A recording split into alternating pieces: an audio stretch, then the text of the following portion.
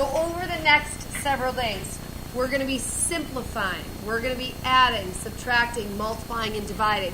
So before we do this in the Algebra 2 context, we're just going to review just basic stuff.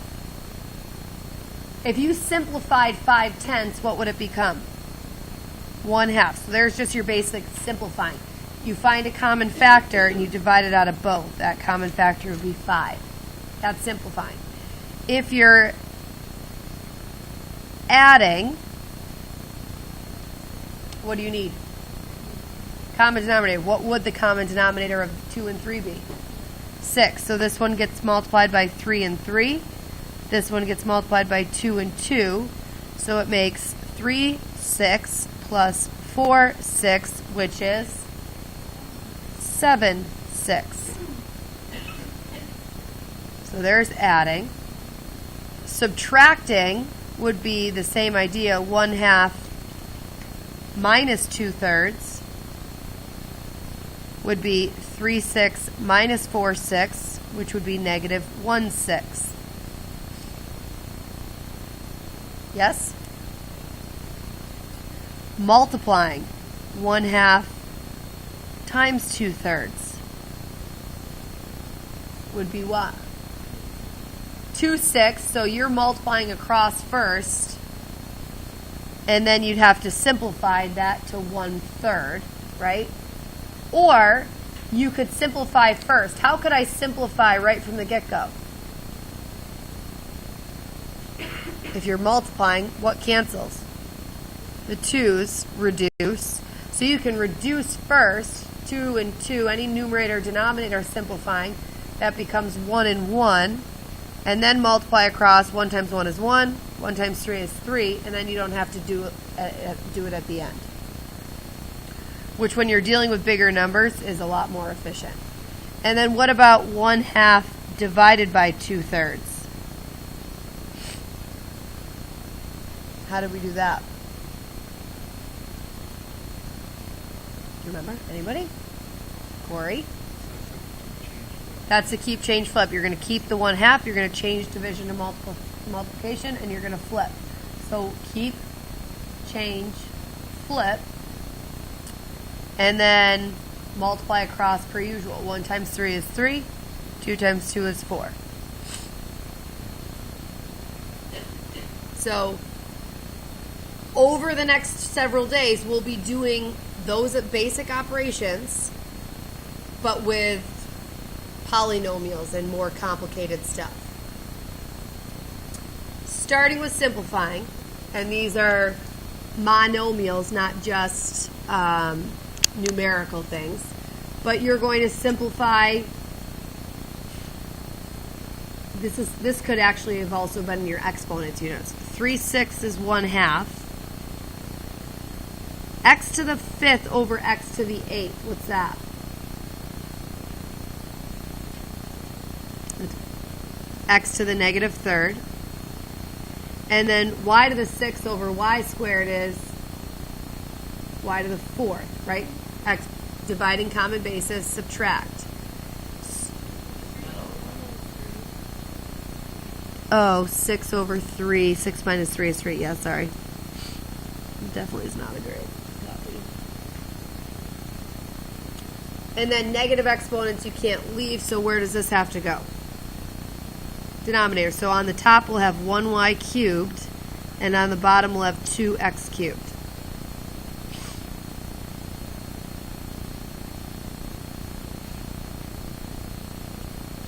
Good? I'm just going to go down. We don't need to do 3 of those.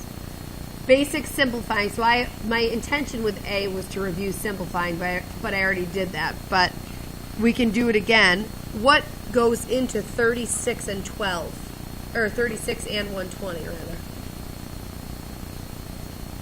Bigger. 12. If I divide 36 by 12 in 120 by 12, I'm going to get 3 over 10. Now, if you divide out the greatest common factor, you're going to get right to your answer. if you guys didn't see that, and you did decide to divide out a 3, I think that was the first thing I said or heard, you're going to get 12 over 40. And then you're going to realize, wait a minute, there's still something that they have in common. What can I divide out of those? 4. And then you'll get there. By dividing out a 3 and then later dividing out a 4, you did technically divide out a 12. Does that make sense? So you can break it up into 2 steps if you don't recognize the biggest one. So how do we simplify something with binomials? We have to look at their greatest common factor as well. So if we need the greatest common factor between the numerator and denominator, then we need to factor them first. So your numerator is the difference of perfect squares, x plus 3, x minus 3. Your denominator just has a GCF of 2, so take out a 2 and you're left with x plus 3. And now, what is their greatest common factor? X plus 3. We don't typically write out divide by x plus 3, divide by x plus 3 the way I did over here. We just cancel that because anything divided by itself is 1. And you're left with x minus 3 over 2. So a lot of factoring this chapter. A lot of factoring.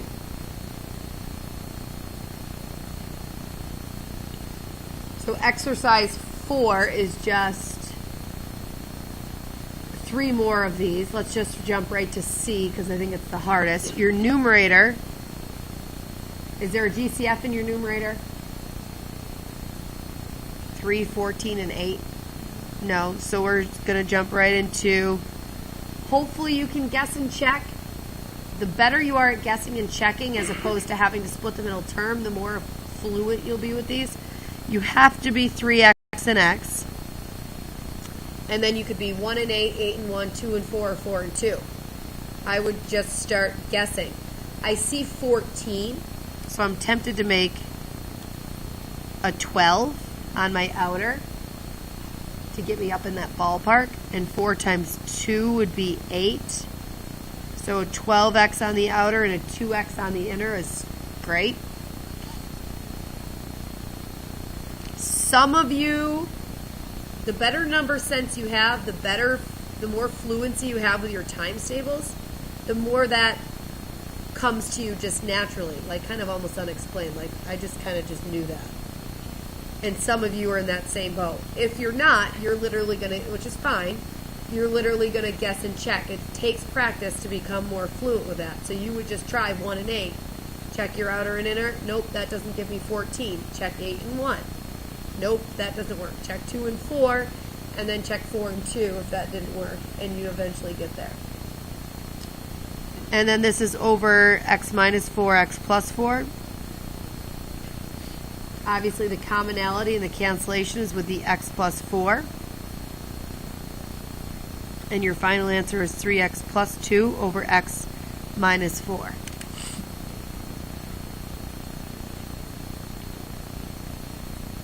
Couple things you cannot do. I cannot take the 2 over 4 and reduce that. 2 over 4 in this context does not become 1/2 because you can't cross out a piece of a polynomial. 2 is a piece of this binomial. 4 is a piece of this binomial. You can't cross out and simplify out piece by piece in a binomial. You can cancel out piece by piece here, because this is a monomial. So 3 over 6 cancels, but these are monomials. Do you see they don't have pluses and minuses between the terms? You can only cross out entire factors. You cannot cross out pieces of polynomials. Is that clear? Okay. Flip to the back. This top exercise is something you have to be very aware of, and we're just going to do all of these so you see the trend. Alexa, what's 9 minus 6? And what's 6 minus 9? -3, so this is -1. 3 divided by -3, -1. Angie, what's 15 minus 3? And what's 3 minus 15? And so what's 12 divided by negative 12? So, do we all see the pattern that we just did in A and B? 9 minus 6 over 6 minus 9, 15 minus 3 over 3 minus 15. We're just switching the order of subtraction. So when we get to C, A minus B over B minus A will be what?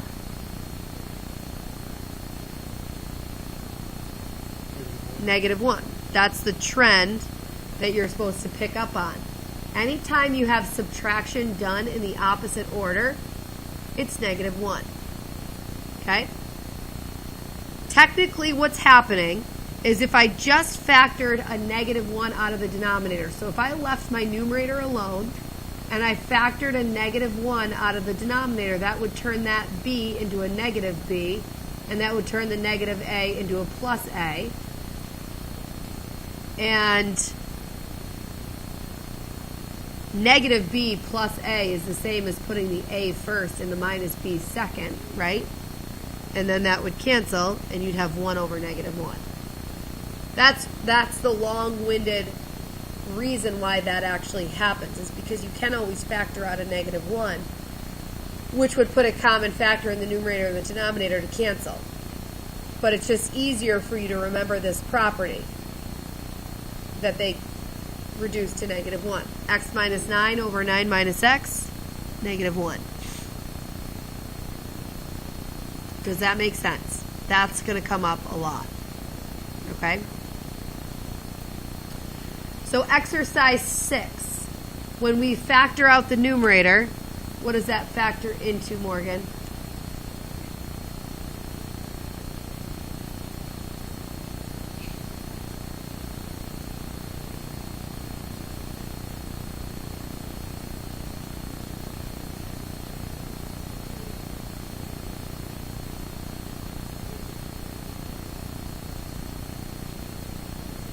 Say that again.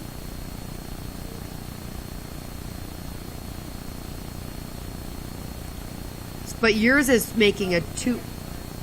Yeah. You're trying to do a method that you shouldn't be using. You're kind of reverse foiling that as if it's a quadratic. We just have a GCF that comes out in front. What's the GCF?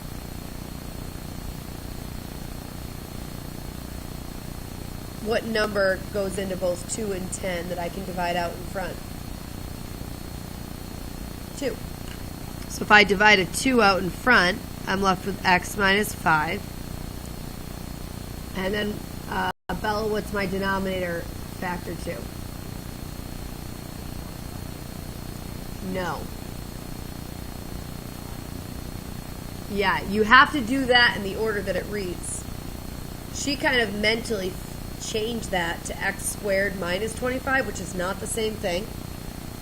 And she put her x plus 5, so she put her x first and x minus 5. She put her x's first. Can't do that. This is 5 minus x and 5 plus x. So now where this comes in is x minus 5 and 5 minus x. They're not exactly the same. That's that reverse order subtraction. So they will quote unquote cancel, but they don't divide to make 1.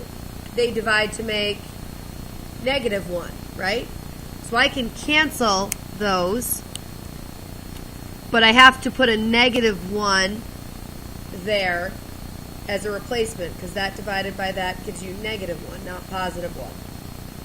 So now my numerator is negative 2 over 5 plus x, which is the same as which option? Number 1. Now, this is what we're talking about. X plus 5 and 5 plus x, if you switch around addition, that is the same thing, right? It's switched around subtraction that is not.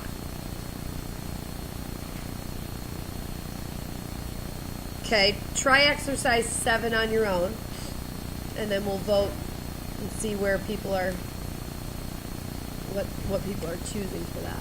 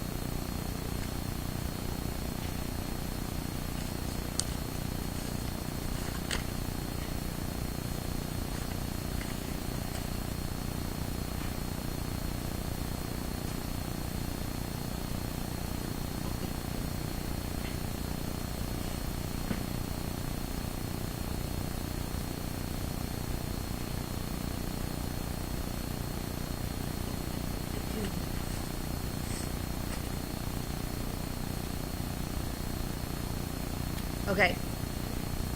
Hold up your answer 1, 2, 3, or 4 on the count of 3. 1, 2, 3. Uh-oh, I see 2s, 4s, 2s, 4s. I see a couple 3s. All right. We're between 2 and 4, which, if I'm looking at those, kind of makes sense because they're opposites of each other. So which is it? So your numerator is x minus 3 times x minus 3.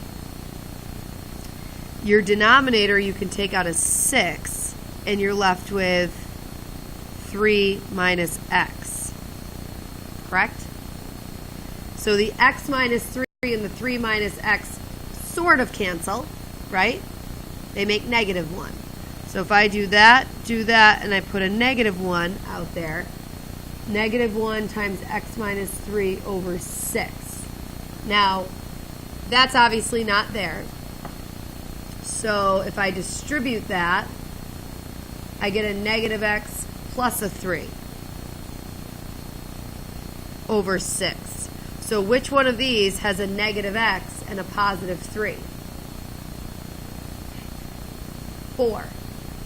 It's in a different order. They put their 3 first and their minus x second, but it's 4. Okay?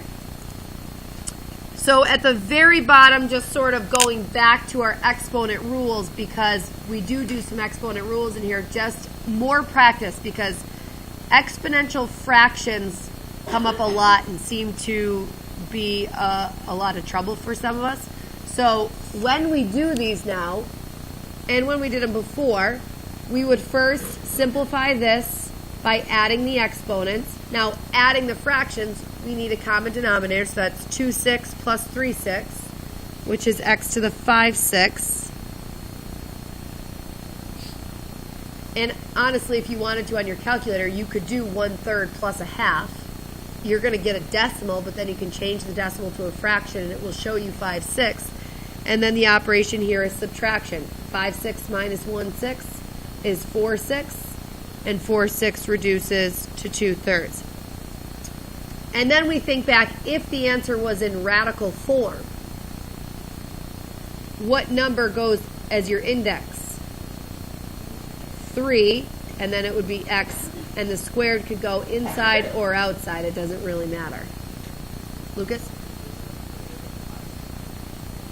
I had to add those fractions. I'm multiplying common bases, but the rule is to add. Right, that's confusing. If I was multiplying them, I would do x to the 1/3 to the 1/2, power to power, like we have here. So a half power raised to the 5th power would be x to the 5 halves. In the bottom, we're adding 3 halves plus, I'm going to guess that's a 3, which would be 6 halves. 3 halves plus 6 halves is 9 halves. Do your subtraction. 5 halves minus 9 halves is negative 4 halves, which is x to the negative 2nd, which is a negative exponent, which is bad, so 1 over x squared. So just because there are some exponent rules here, I thought that was a good time to kind of throw some of that in at you. Last one here. When the parentheses are cubed, make sure you cube the 4. 4 cubed is 64. X to the 2/3 cubed, power to power, you multiply 2/3 times 3 is just x squared. And I have no idea what that says. Good. So this is 2, and then it's x to the negative 6, and then that x to the negative 6 has to move to a denominator. So, a couple things. I'm going to hand out homework in a minute. Actually, Alexa, take that. Take one, pass it around. Can you pass back these? Yeah. You're getting your test back, which means corrections are due on Thursday. Before I let you go and let people keep accumulating zeros, when you hand in your homework like this is someone's from last night, you're getting a 0. Okay? Anybody can just take those numbers and circle. Okay? I know what can be done technically without work, but You need to show your work regardless. Got it? Your expectation is showing your work, even when you don't feel like you have to do something that shows me that you actually did work. Okie doke? Because you're not fooling anybody, and to be quite honest with you, it's annoying me, and I'm getting angry. The test was out of 50. Somebody, you're calculating